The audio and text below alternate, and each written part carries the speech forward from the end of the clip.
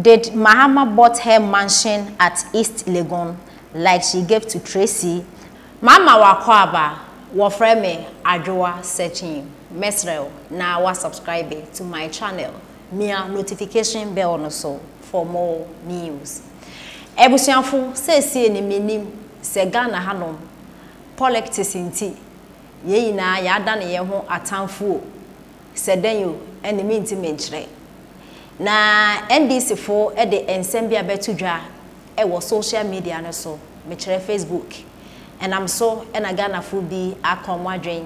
e de akire omo na ebiaso o man penida da John Dramani Mahama ne so na ebusuafo e de ensem e na akofa ensem we na aba na nsen e na ebeto odwa eye Mbzel e na ode beto odwa so ne untumi TV assign a contract Mbzel okwakoye adwuma okoye adwuma as presenter e wo untumi TV na ensem ne beto odwa no ene ya manfo bi na ebimo e kire se we e agenda efia Schwarzenegger ebia intokwa one untumi enya nti e na omo afa Mbzel because efia e na Mbzel so omo nheda enka ebimo so e kire se da bi Mbzel ebia NDC hu abufu nti e na ode akọ untumi e na nsem ne de bebre na NDC bloggers a omo Facebook eye boy bia omo frɛ no free mind e de ensem bi e betudwa na eno e na abranti bi so a host program and the platform ni din e de the Citizen TV e kofa beto wo be ye ho discussion a o kire say free mind ne nsem wo kan say omo hwe Mbzel ye efri na ko say NDC fo ni wo nkita ho di bia omo enjoy ana say secret bi wo ho a Mbzel enimu a omo make sure so omo bebo na no ana say omo ye meeting bi a omo mana Mbzel emben omo ebia na we release information e dey ama NPP ama yokun because politics dey a game na ebusuafo ensem we beto odwa no e na Ghana fo tie ensem na no mo say what adenga na ha na yete no politics intima na obi nya adwuma na wo ye NDC ni ensesa wo koye adwuma e wo NPP platform so ana say dey na ebusuafo ensem we ekoso no NDC bloggers no e kire sa adenti na Mbzel wakwaje adwuma e wo untumi media omo ye propaganda omo ye jandam e na okwakoye adwuma wo na me say na untumi TV movement TV e na ne keka ho no me ta hwe pa me hu jandam bi omo aye wo e na me hu so bia atena no aye man pani dada John Dramani Mahama e wo hoda asem no kware de wo aye de ko Accra FM ko Radio XYZ Power FM na kwahwe ni suade nkase apem didi a wodi ene nsem hu a waka one platform so no ene kra yen kan ho asem na wontumi mu omo de no mo ye ho ene amanfo kasa wo ho na de ade na busuafo yenti ensem abranti we ya de tu dwa na yemetie reply Ghana fo bi so e de ama no mo e kire se Ghana ha na yete no Ghana ha it belongs to NPP fo and it belongs to NDC fo ye nyina enipa baako it doesn't matter party a wo party A na se party B ni munipa wa ya adwuma na se wa fa party A a ene na ya de ebro so ana ene sanka Ghana ha ye nidi because two parties are ha NPP and NDC omo so ena emu mpanifo no sika omo tumi bie adwuma nti so bie company no wo NDC na wo ye NPP na koya adwuma na wo kwa so okon bekum obi so abie adwuma wo ye NPP na wo ye NDC na koya adwuma ense wa wasema nti ani sem hu ekoso wo Ghana ade amanfo bi akekoma adwene de bi mo kire ne say mana Mbzel ndidi ana na omanpehele na John Dramani Mahama eto car e de ema edan ema Tracy buache osanso man $7 million e kan ho no obi kasai ebia no ho kra bufu kan na Mbzel e de akwakoye adwuma wo ebusu afienti nzima abrante di tudwa ni meti comment ebi so e de amano free mind say NDC amanyuku nya very careful with Mbzel. So because say you're very careful with someone, I just say show mu ye won ho na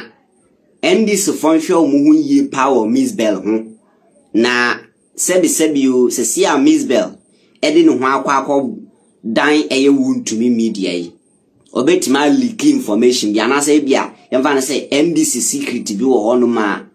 obetima leaky because we declare so NDC in some ways, you know, they will recognize her as an NDC member. And if you are more assembly grandpa, they don't care. If you are meeting, be no more ye, and if you are Mbzel baby, and I say a secret assembly na NDC 40, and I just say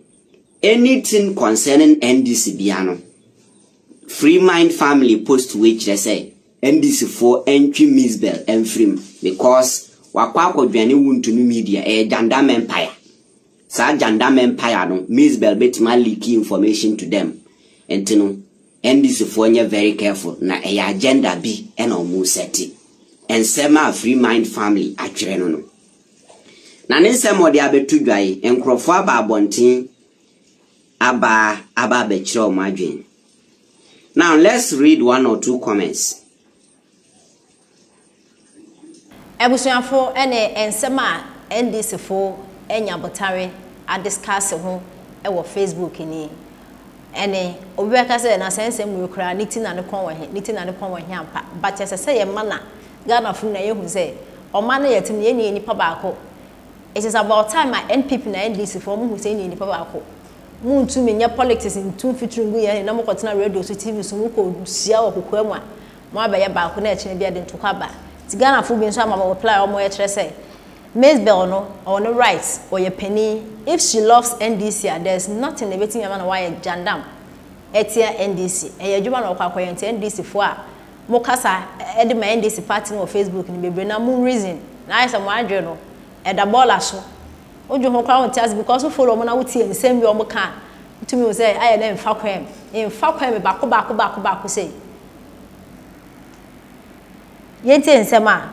Ghana fu bin so ede emano as reply we eye kwadwo abrantie GH na o kire say kwasiasem because of NDC and NPP she should not work.